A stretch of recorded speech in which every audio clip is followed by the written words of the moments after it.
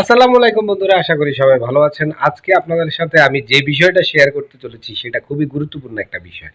আপনি, আমি এবং আমাদের চারপাশের বিভিন্ন মানুষ তাদের মধ্যে সবাই না কেউ চায় যে বইমেলা থেকে ঘুরে আসতে। বইমেলা থেকে ঘুরে আসলে হ্যাঁ, মনটা ভালো লাগে এবং কিছু বই দেখে আমাদের পছন্দের কিছু বই যেগুলো বইমেলায় বিক্রি করে সেগুলো আমরা ওখান থেকে নিই। আমাদের কোনো বই পছন্দ হলে সেটা কিনি এবং পড়ি। এই যে বইমেলায় ঘুরতে যাওয়া, এই বইমেলাটা যেভাবে উৎসব আকারে আমাদের এখানে পালিত হয়ে আসছে গত কয়েক বছর যাবৎ, সেভাবে কিন্তু আগে ওভাবে বই মেলাটা উদযাপিত হতো না। তো গত কয়েক বছরে এই বইমেলা যে আমাদের আহ, মানে একটা খুবই গুরুত্বপূর্ণ মেলা হয়ে উঠেছে। আমাদের যে কদিন বইমেলা চলে সেই কয়দিন যে নিয়ম করে অনেকে যে বইমেলায় যাচ্ছে, মানে এটা একটা বাধ্যবাধকতা হিসেবে তৈরি হয়েছে বইমেলাটায় যাওয়া। এটা নিঃসন্দেহে ভালো।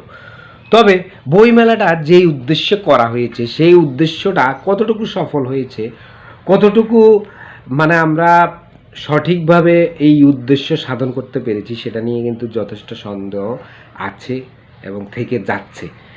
তো আমি কিছু বিষয় আজকে আপনাদের সাথে শেয়ার করব যেটার মাধ্যমে আপনারা বুঝতে পারবেন যে আদৌ এই বইমেলাটা আমাদেরকে মানে মানবিক দিক থেকে বা বিভিন্ন দিক থেকে আমাদেরকে কতটুকু উন্নত করছে, আমরা জাতি হিসেবে কতটুকু উন্নত হতে পারছি, কতটুকু নিজেদের মন মানসিকতাকে পরিবর্তন করতে পারছি, সেটা আসলে এই বইমেলায় কিছু বিষয়ে মানে আমাদের চিন্তা করা উচিত যে এই জিনিসগুলো যতদিন পর্যন্ত আমাদের পরিবর্তন হবে না ততদিন পর্যন্ত এই ধরনের বইমেলা আসলে আমাদের ওইভাবে আমাদের কাজে আসবে না। তো আমি শুরু করছি। প্রথমে যে বিষয়টা আপনাদের সাথে বলতে যাচ্ছি সেটা হচ্ছে ইতিহাস জানা। মানে ইতিহাস জানাটা যে কতটুকু গুরুত্বপূর্ণ এটা কিন্তু আমরা আমাদের প্রজন্ম এটা আসলে বুঝতে পারছে না। এটা আমি বলবো না যে আমাদের সব গুরুজনেরা বিষয়টা সম্পর্কে আমাদেরকে অবগত করছে, তা না। আসলেই আমরা ইতিহাস সম্পর্কে সঠিকভাবে জানছি না।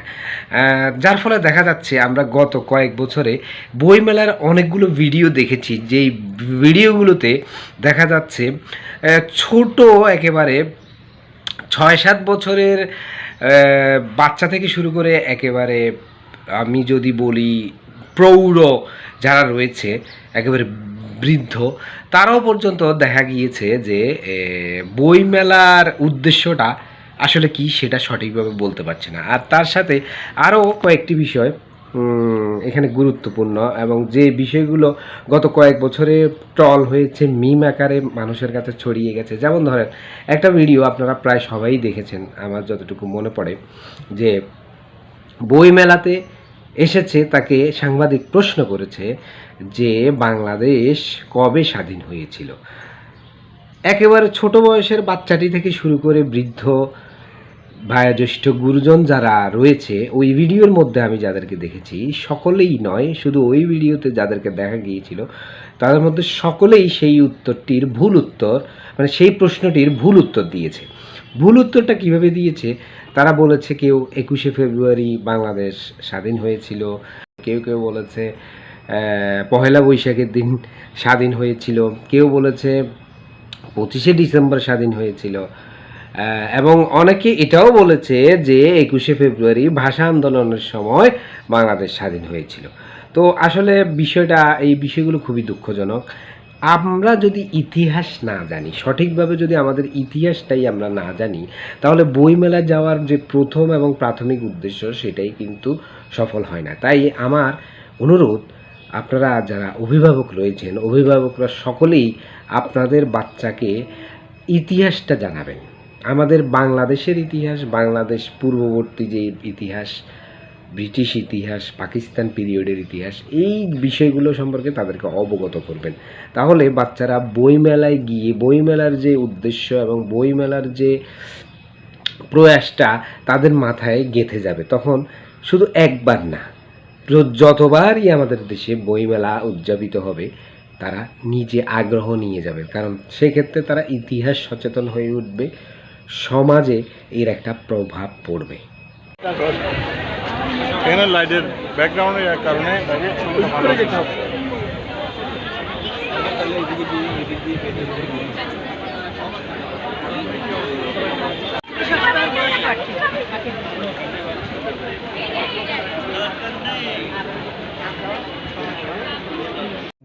বইমেলায় আসা মানেই শুধু বইমেলায় ঘুরে ঘুরে দেখা নয়, বইগুলো একটু পাতা উল্টিয়ে পড়া উচিত। এরপরে যে বিষয়টা আমি বলতে চাই সেটা হচ্ছে বন্ধুরা, ছোট বাচ্চারা ছোট বাচ্চারা যারা, তাদের মধ্যে একটা ভূত নিয়ে একটা আকর্ষণ কাজ করে। তো আমরা যখন ছোটবেলায় বই কিনতে যেতাম তখন কিন্তু আমরা অন্যান্য বইয়ের পাশাপাশি ভূতের বইও কিনতাম। এটা কিন্তু তাদের একটা ভূত নিয়ে আকর্ষণের কারণে তাদের একটা বই কেনার প্রতি আগ্রহ তৈরি হয়, ভূতের গল্পের বই পড়বে। বা এই যে ঈশপের যে বিভিন্ন ধরনের গল্প রয়েছে শিক্ষামূলক, এগুলোর মাধ্যমে কিন্তু আমরা তাদেরকে বিভিন্ন নৈতিক শিক্ষাও দিতে পারি। তো ভূতের গল্প পড়লেই যে এটা ক্ষতিকর সেটা কিন্তু ভাবলে চলবে না। বাচ্চারা যদি ভূতের গল্পের বই পড়ে, সেই ভূতের গল্পের বই পড়তে পড়তে তাদের কিন্তু গল্পের বই পড়া এবং একই সাথে বই পড়ার যে অভ্যাস সেটা তৈরি হবে। আজকে বাচ্চারা বই পড়ছে না বলে কিন্তু আমাদের বাচ্চারা বিভিন্নভাবে পথভ্রষ্ট হয়ে যাচ্ছে। তো পড়ার অভ্যাসটা কিন্তু খুবই জরুরি।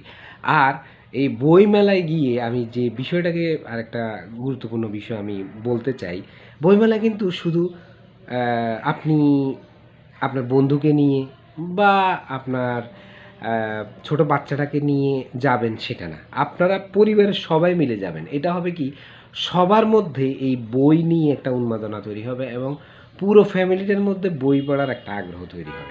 সেই উদ্দেশ্য যদি আমরা সফল করতে না পারি তাহলে এই ধরনের বইমেলা আমাদের কতটুকু কাজে আসবে সেটা নিয়ে অনেক সন্দেহ রয়ে গেছে। বইয়ের মলাটগুলো যেন কথা বলছে, বইয়ের মলাট দেখে ভেতরে পড়তে ইচ্ছে করছে। এই ধরনের একটা অনুভূতি আপনার মেলায় গিয়ে যদি না হয় তাহলে মেলায় যাওয়ার সার্থকতা কোথায়? আপনার পরিবার নিয়ে গেলে পরিবারের সমস্ত লোকের মধ্যে এই ইচ্ছাটা যাতে থাকে যে বই পড়ব, শুধু বই পড়ব। এটা একটা খুশির বিষয় যে আমরা দেখতে পাই বই মেলায় অনেকেই যায়, বিভিন্ন বয়সের মানুষ যাচ্ছে। কিন্তু আরেকটা দুঃখজনক বিষয় হচ্ছে এই বইমেলা থেকে বেরোনোর পরেই কিন্তু সেই বইমেলায় কি মানে আয়োজন আমাদের জন্য রাখা হয়েছিল সেটা কিন্তু আমরা মাথায় আর রাখি না। হয়তো অনেকে যাচ্ছে জাস্ট কিছু সময় ওখানে কাটানোর জন্য, হয়তো ঘরে থাকতে ভালো লাগছে না বলে কিছু সময় ওখানে কাটাতে যাচ্ছে। কিন্তু ওখানে যাব মানে এই নয় যে শুধু কিছুক্ষণ স্টলগুলোর চারপাশে ঘুরে চলে আসবো সেটা না। কিন্তু আপনি আপনার পরিবার নিয়ে যাবেন, পরিবারের লোকজন এবং আপনি ওখানে বই দেখবেন, বইয়ের পাতাগুলো উল্টাবেন, ভেতরে পড়বেন। কোনো বই যদি আপনার ভালো লাগে সেই বইটি কিনবেন। আপনার একটা খুবই গুরুত্বপূর্ণ বিষয় হচ্ছে এই যে আপনারা যে বইগুলো পড়বেন এটাতে কিন্তু কোনো লস নেই। এটা আপনি বইগুলো পড়লে আপনি অনেক কিছু জানবেন এবং সেটা শুধু আপনার কাজে আসবে না, আপনার পরিবারের কাজে আসবে, আপনার সমাজের কাজে আসবে, আপনার দেশের কাজে আসবে। তো বই পড়া যে একটা মানে খুব অত্যাবশ্যকীয় বিষয়, এটা যতদিন পর্যন্ত আমরা না বুঝবো বই মেলায় যাওয়ার সার্থকতা কিন্তু ততদিন পর্যন্ত আসবে না। তো আমরা যদি এটা মনে করি যে বই মেলা হচ্ছে অন্যান্য মেলার মতোই একটা মেলা, সেটাকে ভাবলে কিন্তু আমরা ভুল করব। বই মেলা কোনোভাবেই অন্য কোনো মেলার মতো হতে পারে না। বই মেলায় যাওয়াটা আমি মনে করি যে আমাদের সকলেরই মন থেকে এটাকে অত্যাবশ্যক মনে করা উচিত এবং পরিবারের সবাইকে নিয়ে বইমেলায় যাওয়া উচিত। তখন হবে কি, আপনি দেখবেন আপনার পরিবারের লোকজনদের মধ্যে, আপনার সমাজের মধ্যে, আপনার দেশের মধ্যে একটা পরিবর্তন আসবে। কারণ বই আসলেই মানুষকে পরিবর্তন করতে পারে।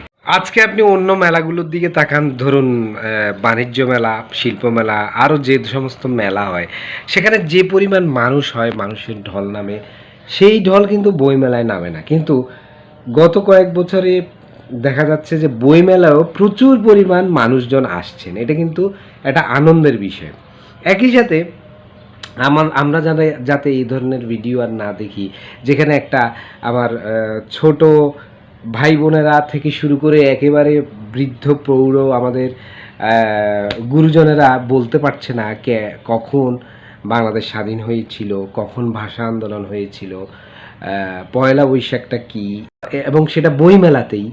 এটা যাতে আমাদেরকে দেখতে না হয়। আসলে আমরা বইমেলায় শুধু যাচ্ছি, কিন্তু বই আমরা কতটুকু কিনছি, বই কতটুকু পড়ছি সেটা আমাদেরকে নিশ্চিত করতে হবে। বই পড়লে এই ধরনের মানে যে আমাদের সমাজের বিষয়গুলা, আমাদের ইতিহাসের বিষয়গুলো, যেটা আমাদের দেশের সাথে খুবই ওতপ্রোতভাবে জড়িত, এই বিষয়গুলো আমরা এমনিতেই জানতাম। আমরা হয়তো বইমেলায় যাই ঠিকই, কিন্তু আমরা বই পড়িও না, বইয়ের পাতাগুলো উল্টে দেখিও না এবং কিনিও না।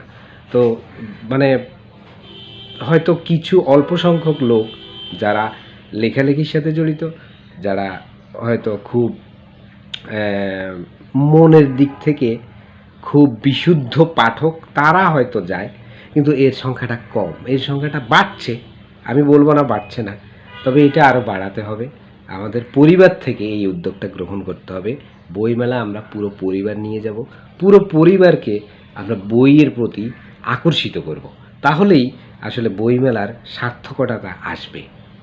আজকে আমি আসলে আপনাদেরকে যে বিষয়গুলো বলেছি, এই বিষয়গুলো বলেছি বইমেলায় যাওয়ার আমাদের সার্থকতা কী। শুধু যে আমরা বইমেলায় যাচ্ছি প্রতি বছর বছর, হয়তো আমরা ঘুরতে যাই বা যে উদ্দেশ্যেই যাই, মূল উদ্দেশ্যটা কী সেটাই আমি আপনাদেরকে মানে বোঝানোর চেষ্টা করেছি। আশা করি আপনারা বুঝতে পেরেছেন।